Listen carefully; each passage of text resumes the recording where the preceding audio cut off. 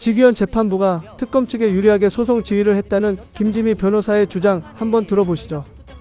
기대를 했던 부분은 지난해 3월이죠. 공수처에서 이게 내란죄를 수사할 수 있다는 명문의 규정이 없다. 그렇게 이야기했고 대법원에 확립된 판결도 없다. 이렇게 얘기를 했거든요. 그런데 갑자기 입장을 바꿔서 작년 3월에 나온 그 구속취소 결정문을 보면 수사권은 없지만 수사를 할 수 있다는 거예요. 그게 이제 어떤 논리냐면 사실 굉장히 궁색한 겁니다. 공소장을 저희가 이제 받아보지 않습니까? 네. 그러면 예를 들면 공소장이 100페이지다. 그러면 내란에 대한 게 90페이지가 넘고요. 직권남용이 몇 줄 안 됩니다. 몇 장도 아니에요. 그래서 막판에 저희가 공소장 변경을 막을 때 막았던 방어 논리 중에 하나가 아니 지금까지 다 내란에 대해서 이야기하고 직권남용죄는 포선만 하던데 이거를 이렇게까지 갑자기 볼륨을 상당히 키우는 걸 허용해주면 어떻게 하냐 그런 저희가 불만을 제기를 했었거든요.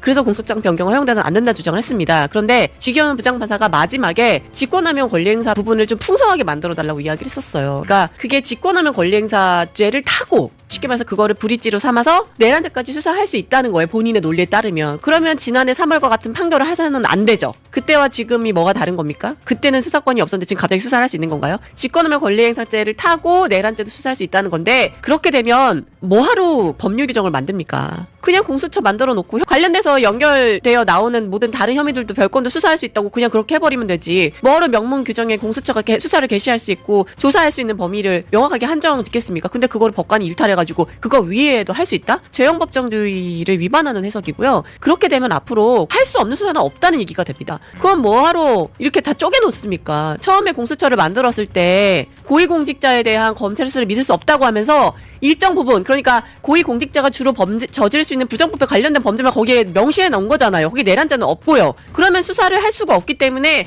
그걸 위해서 직권남용 권리행사죄를 붙인 부분에 대해서는 명확하게 판단을 해줬어야죠. 차라리 직권남용 권리행사죄 부분만 판단을 하거나요. 근데 그렇지 않고 수사를 개시할 수 없다고 한 본인의 생각을 뒤집어서 이번엔 수사할 수 있다. 직권남용 권리행사죄를 타고 할 수 있다라고 했기 때문에 죄형법정주의도 위반이 되고요. 이런 식으로 판단하게 되면 그 공수처에 오히려 힘을 실어주는 거죠. 앞으로 공수처가 못할 수사가 뭐 있습니까? 일단은 영장 발부받아서 부르겠죠. 그 다음에 다른 별건으로 막 수사하겠죠. 기소하겠죠. 그런 다음에 법원에 가서는 A라는 죄명으로는 수사 못하는데 뭐 어떻게 했냐. 우리는 B씨를 타고 했다. 그렇게 되면은 선례가 남기 때문에 공수처의 수사 권한을 무한정 확대시켜주는 일이 생기는 겁니다. 이런 식으로 판단하면 안 되고 공소기각으로 잘랐어야 마땅한 쟁점이라고 생각합니다.